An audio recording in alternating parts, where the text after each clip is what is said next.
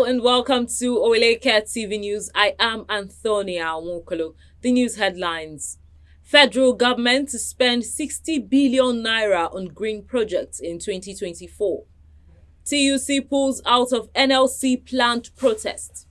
On the foreign scene, Biden cancels student debt for over 150,000 borrowers. And in sports, Victor Osimhen gives Napoli Barca draw and new hope.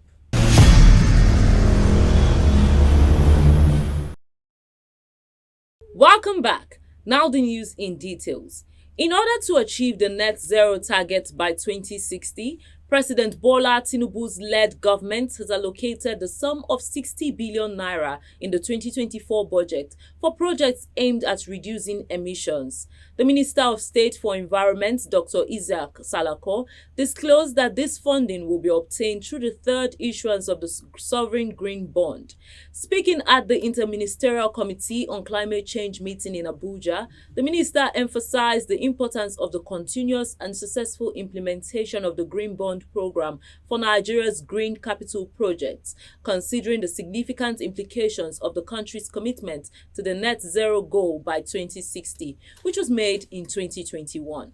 Salako said that an incremental year-to-year issuance from 2024 to 2027 has been agreed, starting with a larger size issuance of 60 billion naira in 2024 for the implementation of green projects that can contribute significantly to the country's low emission targets. Senate President Godswill Akpabio has stated that the 36 state governors in the country have received additional 30 billion naira from the Federal Inland Revenue Service to tackle the food scarcity situation in the country.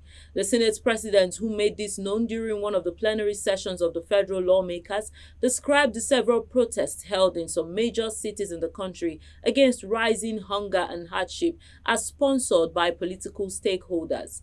Akpabio added that the newly released funds for the state governors are different from their monthly allocation and urged them not to divert the funds for another cause, different from solving food scarcity.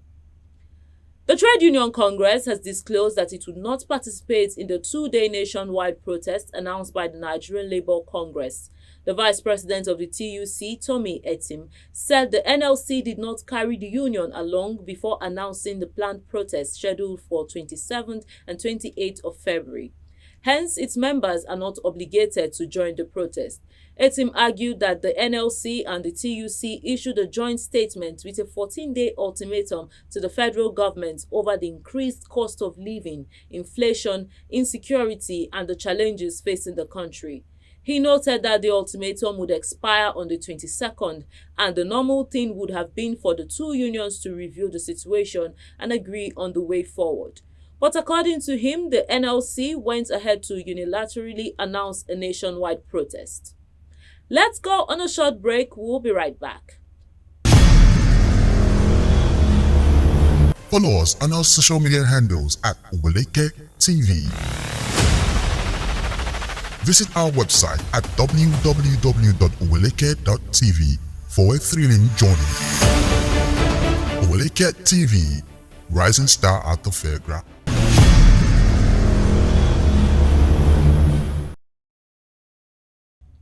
Welcome back. President Bola Tinubu has approved the appointment of Kemi Nana Nandap as the Comptroller General of the Nigerian Immigration Service, effective from March 1st. The presidential spokesperson Ajuri Ngelale said Nandap will take over from Caroline Wuraola Adepoju, whose term in office will expire on February 29. Nandap was the Deputy Comptroller General in charge of the Migration Directorate of Service. The president anticipates that the new Comptroller General will deepen the ongoing reforms in the service and create a robust mechanism for efficient and dedicated service delivery to Nigerians, as well as strengthen the nation's security through proactive and effective border security and migration management. The National Working Committee of the All Progressives Congress has replaced Governor Hope Uzodinma of Imo State as chairman of the Edo State Primary Election Committee. Uzodinma had chaired the committee which triggered controversy after producing three different candidates: Dennis Idahosa, Senator Monday Okpebolo, and Anamere Sunday Dekeri for the September 21 governorship election in the state. Following the controversy, the NWC of the ruling party held an emergency meeting in Abuja where it was resolved that a fresh primary will be conducted on Thursday. In a list released on the eve of the new primary, Governor Bassey Otu of Cross River was listed as the chairman of the new committee that would oversee the election. Before the announcement was made, some aspirants in the race had rejected Uzodinma and demanded President Tinubu and the Abdullahi Ganduje-led NWC to remove him as chairman of the exercise.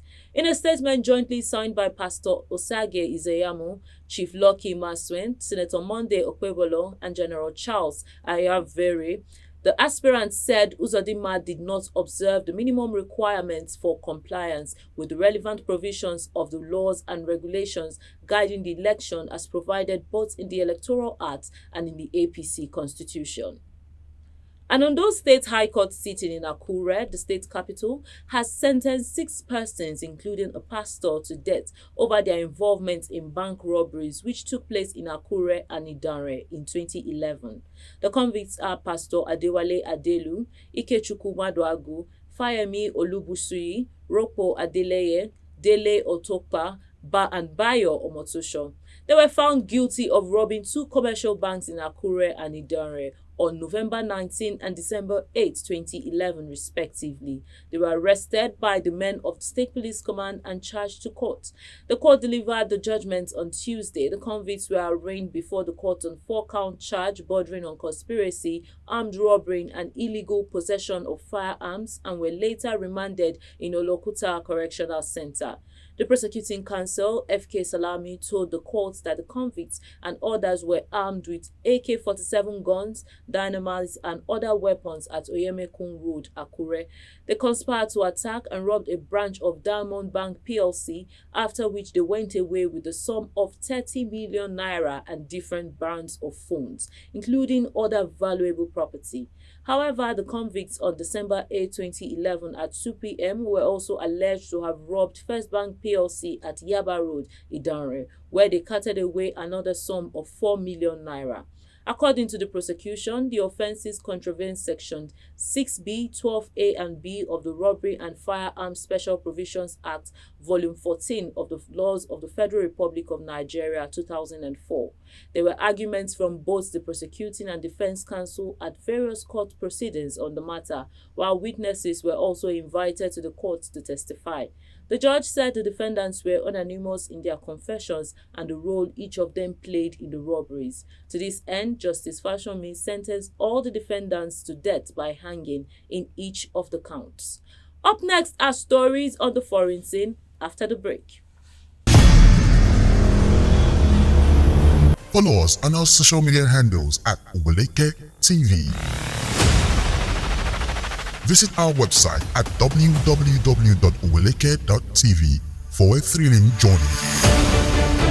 Oweleketv, rising star at the fairground.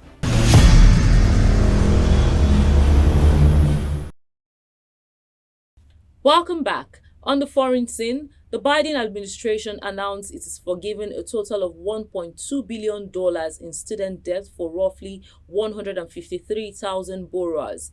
The relief comes through the Saving on a Valuable Education Repayment Plan, which made changes to income-driven repayment plans in the wake of a Supreme Court decision overturning President Biden's more ambitious student loan debt cancellation plan. The first batch of loan forgiveness through the SAFE plan was planned for July, but the Education Department identified eligible borrowers soon. Education Secretary Miguel Cardona said the plan reflects the unapologetic commitment to deliver as much relief as possible to as many borrowers quickly. Cardona said the Education Department will reach out next week directly to borrowers who are eligible for relief but are not currently enrolled in the SAFE plan. The White House has in recent months been rolling out additional announcements on student debt relief as Biden seeks to deliver on his problem to wipe out what millions of Americans owe in loans. In entertainment, Nigerian singer Ayra Starr has opened up on her struggle with imposter syndrome following the release of Rush, her hit song. In a recent interview, Ayra Starr said she had been persuaded to release Rush because she had doubts about the song. The songstress said Rush was different from her previously released records, adding that her team encouraged her to drop it. She added that the song blew up as soon as it was debuted and she began to feel undeserving of the success. Ayra Starr released Rush, a track off her debut album 19 and Dangerous, in September 2022. The song was nominated in the Maiden Best African Music Performance category at this year's Grammy Awards. In sports, Nigerian forward Victor Osimhen rolled home the leveler with 15 minutes left of the first leg of the Champions League last 16 tie at the Stadio Diego Armando Maradona in his first match since returning from the African Cup of Nations. The 25-year-old equalized Robert Lewandowski's 60th minute opener, which seemed likely to be the decisive goal as Barca were long periods the better team. With Napoli's first and only shot on target, Napoli's keeper Giovanni De Lorenzo said Osimhen is a huge player and has come back with the right attitude. Osimhen had last played for Napoli in a 2-0 defeat at Roma just before Christmas, where he was one of 2 players from the team to be sent off. And just before we go, here's a recap of the headlines. Federal government to spend 60 billion naira on green projects in 2024. TUC pulls out of NLC planned protest. On the foreign scene, Biden cancels student debts for over 150,000 borrowers.